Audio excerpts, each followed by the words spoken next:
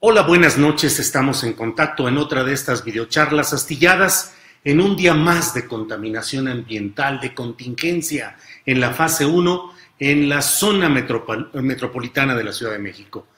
Es un día en el cual los habitantes de lo que se llama la megalópolis, nos encontramos inmersos en este respirar suciedad, más los sinónimos que cada quien quiera agregar a lo que hay hoy en el aire de esta ciudad capital y su área conurbada. Creo que además de los factores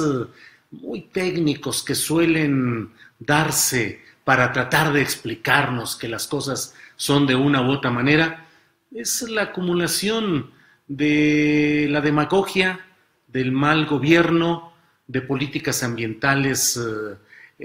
ineficaces, de la permisividad hacia los centros de verificación vehicular, convertidos en negocios concesionados a grupos, a amigos, a políticos, la actitud también de los ciudadanos, que con frecuencia preferimos la vía rápida de la verificación mediante la vía del pago en efectivo, de la corrupción hormiga,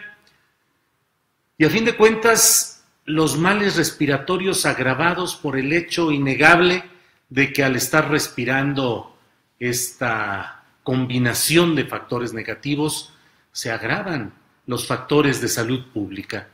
Es una especie de fotografía de lo que finalmente representa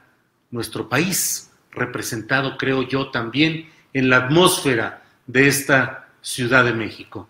Una Ciudad de México con un cielo grisáceo, pero no por razones de cercanía de lluvia, de acumulación de nubes, sino por esa nata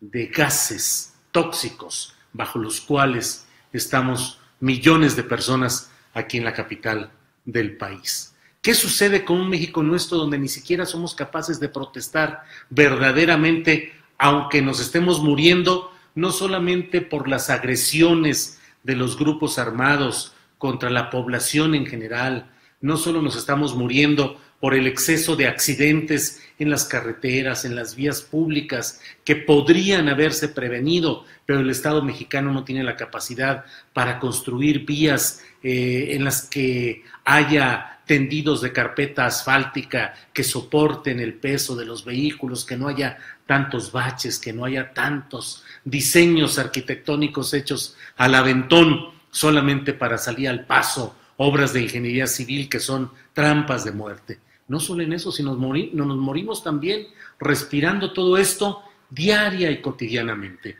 El jefe del gobierno capitalino, Miguel Ángel Mancera, ha dicho que quieren hacer cosas contra el interés de los capitalinos. Por ejemplo, que la Comisión del Medio Ambiente de la megalópolis pretende que las motocicletas dejen de circular y que eso no se puede permitir. Dice cosas que son ciertas, como la falta de verificación confiable en las unidades de transporte federal que llegan obviamente a esta capital del país. Pero a pesar de ello, hoy puso en su cuenta de Twitter, Tania Müller, la secretaria del Medio Ambiente del gobierno de la Ciudad de México, una fotografía esplendorosa de una Ciudad de México limpia en su ambiente, con una profundidad de campo en la fotografía, en la que podían verse los volcanes, los edificios, todo muy bello, para decirnos que la Ciudad de México ya no es una de las más contaminadas. Creo que dice algo así como que la Ciudad de México está en el lugar 7º de las 9 más contaminadas. Ahora sí que eso dicen, tienen documentos que los prueban, pero es una falta de sensibilidad el mostrarnos esos presuntos logros de las políticas ambientales del gobierno capitalino, cuando basta con tender la vista, basta con casi palpar esas partículas y todo lo que hay en estos días en la Ciudad de México. Bien, les comento que además de todo esto, en Estados Unidos tenemos este golpeteo fuerte contra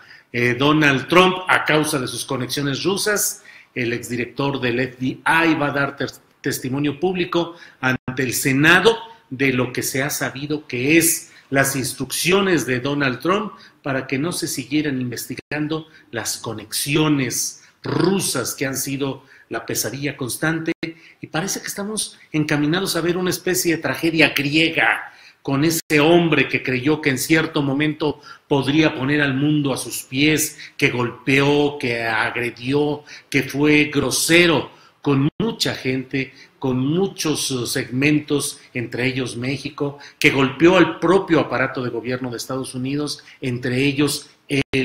los segmentos de inteligencia, de espionaje, que son fundamentales, y hoy le están devolviendo el golpe y lo están convirtiendo hoy en un personaje de tragicomedia, reducido, encajonado, que hoy cada cosa que dice se va convirtiendo en algo vergonzoso y a veces ya ridículo de esta pretensión de defenderse de algo que va avanzando, y no sabemos en la política estadounidense si esto termine con una forma de retirar del cargo al propio Donald Trump. Todo esto beneficia a México, que ha sido muy golpeado por esta locura racista de Donald Trump. Les comento también que, entre otras cosas, Nicolás Maduro hoy ha dicho que México se ha convertido en un estado fallido a merced de la violencia, la desigualdad y el narcotráfico. Hay quienes dicen que la verdad es la verdad independientemente de quien la diga, más allá de lo que signifique Nicolás Maduro y las razones por las que hoy está diciendo esto, que es para defenderse de los países o gobiernos que han estado criticando lo que sucede en Venezuela. Bueno, pues lo que dice Nicolás Maduro es que México es un estado fallido a merced de la violencia, la desigualdad y el narcotráfico, y sea Maduro o sea quien diga esto, son palabras graves que tienen pues una evidente resonancia en lo que estamos viviendo en nuestro país. En el Estado de México sigue el jaloneo fuerte. Hoy el PT, el Partido del Trabajo, que tiene pocos votos, que tiene como candidato a gobernador a Óscar González, ahí en el Estado de México, ha propuesto al líder de Morena, Andrés Manuel López Obrador, que se abra, que se instale una mesa de diálogo para analizar las posibilidades de que el PT decline a favor de Morena y de Delfina Gómez como candidata al gobierno del Estado de México. Seguramente Morena tendrá cuidado, porque tampoco es tan sencillo que solo por instalar una mesa se abran posibilidades reales. Pudiera ser una jugada un poco envenenada en la que finalmente luego se pretenda abrir todo esto y que el PT diga, bueno, abro una mesa con Morena, pero también abro una mesa con el PRD y otra con el PAN, y vamos a ver cuál es el que da más por estos partidos que, a fin de cuentas, aunque tienen poca presencia y poca fuerza numérica, tratan de convertirse en factores que definan, en partidos bisagra. Hoy también hubo revuelo en ciertos segmentos de las redes sociales debido a que Napoleón Gómez Urrutia, el líder o el dirigente o el concesionario del Sindicato de Trabajadores Mineros de la República Mexicana, recordemos que su papá le cedió, le heredó el liderazgo, entre comillas, de este gremio, con lo cual Napoleón Jr. se ganó el mote de Napito. Bueno, pues Napito ahora dice que él ve a López Obrador como la mejor opción. Y hay versiones, entre otras que yo mismo he escuchado, de que hay pláticas entre representantes de Morena y del propio gremio encabezado por Gómez Urrutia, con la idea de hacer alguna forma de alianza política, lo cual se sumaría a las que ya se han hecho con el cacique del sindicato del Metro, Fernando Espino, y lo que se ha hecho con el Bester Gordillo a través del yerno Fernando González y del representante específico Rafael Ochoa Guzmán. Bien, pues les agradezco como siempre la atención, leo algunos de los comentarios que ponen aquí y luego les doy las gracias por haber tenido esta semana de plática muy intensa en la que hubo temas de todo tipo que estuvimos analizando. No más faltaba que los extranjeros vinieran a humillarnos. Saludos desde Toluca. Por acá me dicen, PT es pura mafia. ¿Cuál es tu opinión sobre Ferriz de Con? Bueno, pues a Ferriz de Con lo andan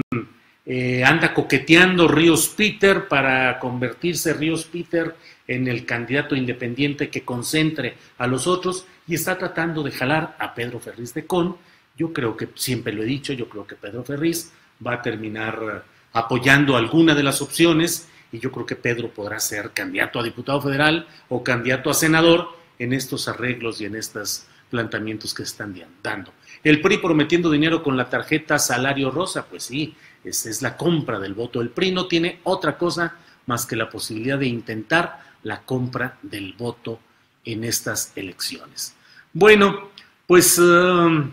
Ríos Peter es puro Peter, dice Pepper Lau Ríos. Pues con esta información, una semana intensa que comenzó con la noticia dolorosa del asesinato de nuestro compañero Javier Valdés Cárdenas, ejecutado en una calle de Culiacán, Sinaloa, con toda la información y con todas las cosas que han ido sucediendo en estos días. Cerramos esta semana, nos vemos el próximo lunes y como siempre, el afecto, el respeto y gracias por haber escuchado en esta semana estas videocharlas astilladas. Hasta el próximo lunes.